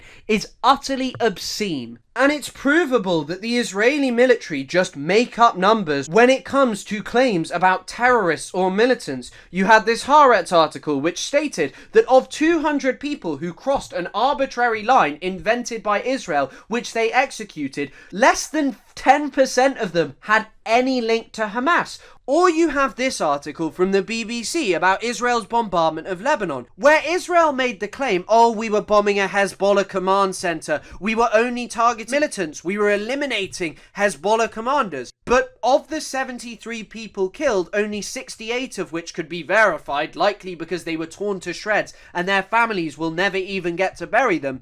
Only 6 of them had links to Hezbollah's military wing. None of them held a senior rank. The other 62 of them were civilians, 23 children. And they were killed. And Israel lied, and people like Ethan believe it, and they show it to their audience of millions of people. Tell them these kind of lies that are currently killing people in the Middle East. These are the claims which undergird Israel's genocide. This is the way that the consent is manufactured, which makes Israel's slaughter possible. This is why people are so anti-Israel, America, and the media in our countries. And as I have said over and over again, to the point where it is getting tired, for someone who claims to be pro-Palestine and anti-genocide to say these things is despicable, but it still shows you his Orientalism, this distinction in the way that the other fights. They are savages who lie, who want their own civilians killed, not like Israel. No, Israel's a moral nation. His wife was in their army, it's something that he's proud of. And I'd like to end with a very short segment about the recent anti-Hamas protests in Gaza that Ethan, like many other liberals who purport to be pro-Palestine but in reality are Zionists, has not been able to get over. Ethan said you wouldn't have a career if you didn't have a podcast with him, Lamau. I think I'd probably have a better career right now if I never encountered Ethan Klein, if I'm being totally honest. A big part of his haters... and even like members, like a lot of content creators on the left put me in the crosshairs for my association with him and started dunking on me way fucking harder. Like it was definitely a reputational hit. You hadn't heard that, Lamau? No, I had not heard that. The reason why Ethan had me on as a co-host on his podcast was not because he was giving me a leg up. The fuck? I was averaging 30,000 viewers back then. The fuck is he talking about? If anything, it probably was reputational damage. He said you had under 10K viewers prior to October 7 and that the podcast revived you. Wait, what? Yeah, I think he, I don't know. Whatever. Yeah, sure. This man has been so excited about them. He's found a new way to condemn Hasan, to say, oh, he's more pro-Hamas than me. Oh, I think that these are the only way to end Israel's genocide, and they're going to be brilliant. But what I would like to say is, look, no one who knows anything about Palestine should be surprised that there is anti-Hamas sentiment in Gaza. Life is very difficult in the Gaza Strip. During times like this, people turn against their government. And so I wouldn't actually have a problem with Ethan covering them if he hadn't used them as yet another way to excuse Israel's genocide. Because Ethan has posted a plethora of stories about this, but I just want you to watch this very short clip where Ethan effectively says that the No, he specifically said that you do pro-Palestine content for the clout, not recognizing that your viewership took a hit because of it. Perhaps if that was the case, maybe he could use a little bit of that clout by doing actually pro-Palestine content then. Ironically enough, a third of my community left because of my insistence on covering Israel's atrocities every single day after October 7. Including the podcast that I had with Ethan that he did not want to continue doing because of our disagreements on Israel, and also the fact that he could not handle the backlash that he was receiving. Yeah.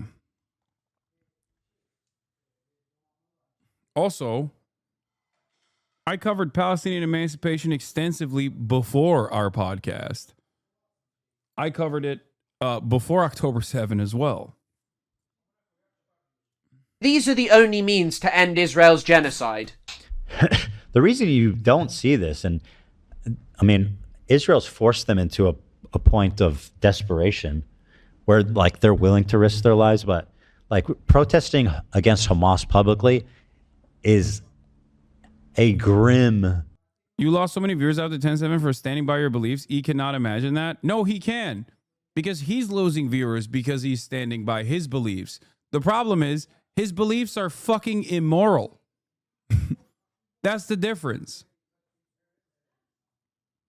And also, inside of him, there is like still a conscience that is probably putting him at odds with his output, putting him at odds with what he's saying about Israel.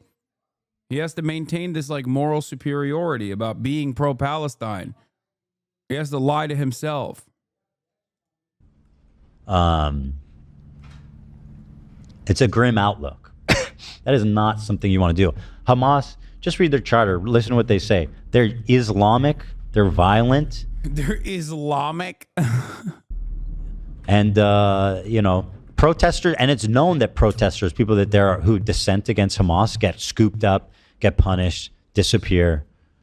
Now, if at this point you don't believe that Ethan is Orientalist and creates a distinction between them and us, he literally refers to one of the reasons for Hamas being so dangerous as them being Islamic. I think if I were to say that Israel is the way it is because it is Jewish, he would make videos about me calling me an anti-Semite. It is oh yeah. Oh yeah. 100p. 100p. As a matter of fact, he does that anyway. Like, he does that when people make the distinction between Zionism and Judaism, which is the truth, by the way, despite the endless efforts to conflate the two falsely. Ethan will turn around and say, all Jews are Zionists, and you're basically just substituting Jew for the term Zionist.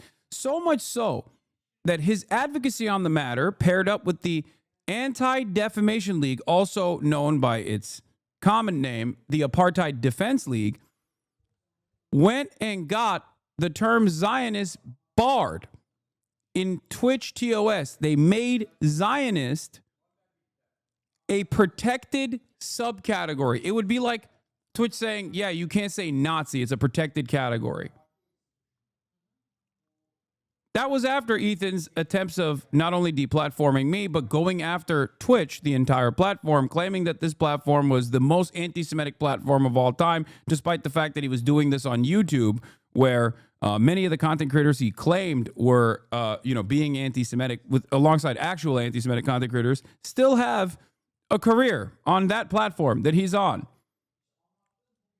Completely insane that he would say this, especially when you consider that Israel's violence against non-violent protesters is off the charts. During the First Intifada, a mass uprising that was largely non-violent, Israel deployed some of the most horrifying torture that you could possibly imagine. And you can read about how horrifying this torture was in texts such as On Gaza Beach. Yitzhak Rabin, someone who is considered one of the most peace-loving Israeli prime ministers, issued an order to break the bones of non-violent protesters. And this isn't something that went away. Bro is still obsessing over Ethan, not like he makes a comedy podcast. I don't know. I don't think it's really funny to do genocide defense over and over again. Also, it's really hilarious to say I'm the one obsessing over Ethan when every single time I even briefly cover the subject matter, let alone an entire video from a separate content creator dissecting some of the insane things that he's done, chatters come to me with 100 different instances where he has said something absolutely insane over the course of the past couple of weeks that I didn't even fucking know about. I also said he is supposed to be a comedian, and he said he wasn't one. So I don't know which one it is. Rent free? Okay, chatter. Yeah. Rent free. You're right. So rent free that the person that I'm rent free in the mind of is saying he wants to sue me and apparently talk to a fucking civil litigator the other day about possibly getting me charged with promoting domestic terrorism. How many Instagram stories have I made about Ethan Klein? How many Instagram stories he's made about me? How many episodes has he talked about me? How many episodes has he dedicated entirely to me or my friends? It's pretty funny that I don't have to actually say anything. He just constantly gets in trouble on his own because everyone can see that he is behaving in this hysterical manner. Israel's response to the Great March of Return, a march that initially was not supported by Hamas, although later they didn't come out against it, but was largely non-violent. Israel responded by shooting Palestinians. Look at this one, where an Israeli sniper brags about maiming 42 Palestinians in one day. These were horrifying, traumatic injuries that led to people losing their legs and being unable to walk. But Ethan would never dare to say that Israel is an innately violent country, that it is this way because it is Jewish. No, because that's not acceptable. But when Ethan accused Sam Cedar of saying the N-word, then stories about the backlash by talking about you? What?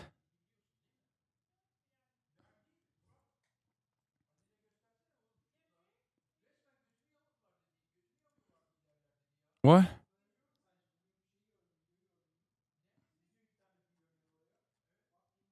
When it comes to Muslims and people from the Middle East, he sees them as different. He sees the way they behave. He said you watched that clip yesterday, Lamau. As unacceptable because of where they come from and because of the fact that they challenge the dominance of the West and Israel.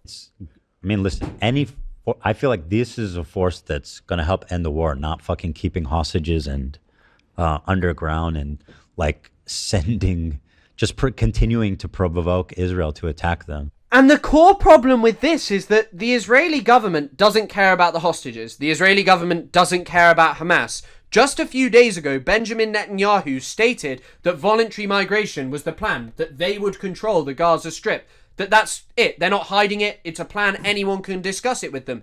They are openly planning to ethnically cleanse 2 million people. Why are you obsessing over these protests? They are not going to save the Palestinians. They are not going to end the suffering. The genocide that you allegedly condemn, the thing that you have spread the propaganda that has enabled, Israel is just ramping up the destruction. It's why they blew up the Turkish cancer hospital, the only cancer hospital in the Gaza Strip. No one's going to be getting any cancer treatment there anymore. Where are they going to have to go? Other countries. They won't come back. Gaza is gone to the Zionists, and anyone who is going, well, if Hamas released the hostages, it would save everything, is wrong. The only answer to this situation is massive, massive pressure on Israel. But that's not what Ethan wants. Ethan is planning on taking a trip to Israel to show you its real side. But what real side is there to Israel when it is a country that is openly planning to perpetrate the greatest crime of the 21st century? You can say, oh, I don't like Netanyahu, I don't like this, I don't like that. It won't change anything. The Israeli military that you are proud of your wife serving in is going to expel millions of Palestinians from Gaza. Then it will turn on the West Bank. Then it will turn on Palestinians inside Israel proper. And you want to go and show your supporters this wonderful side to it.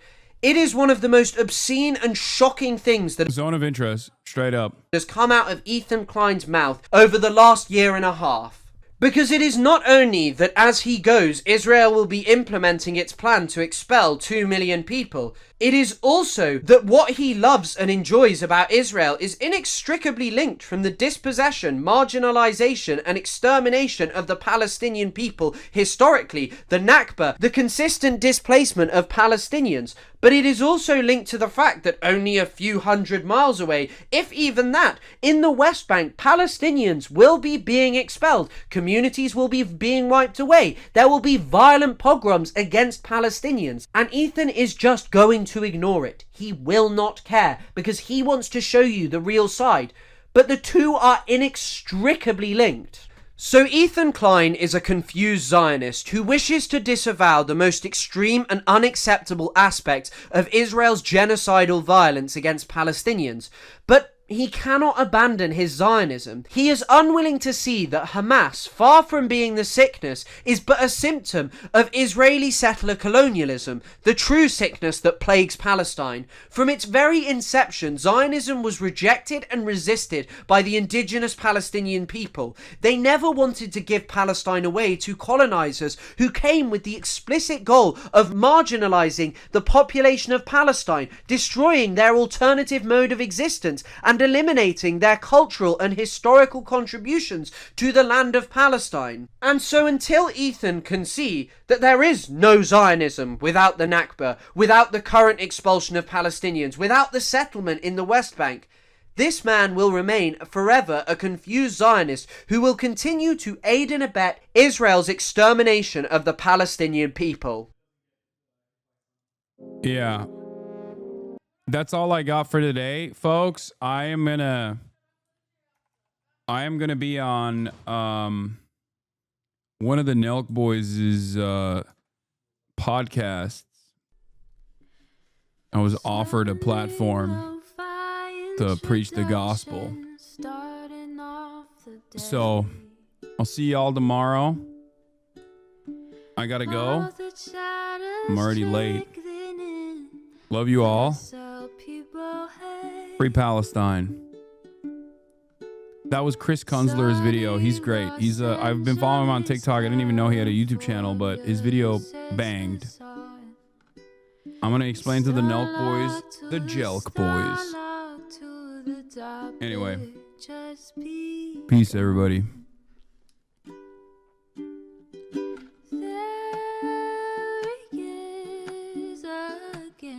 Hasan is streaming. Hasan is streaming. There he is again. Hasan is streaming. Hasan is streaming. Reviewing the P.O. box. Uncle Uyghur's face. Sudden discord agitprop. Great names take embrace. Tiny Bernie Sanders, LGBTQ Air Force. The whole left at your fingertips, Ane at your door. H3 crowded debate, the Young Turks online show. 3 full fucking years of this, plenty more to go. 90-day fiance, talks of champagne bourgeoisie. A Trump rally live reaction on mass riot at DC.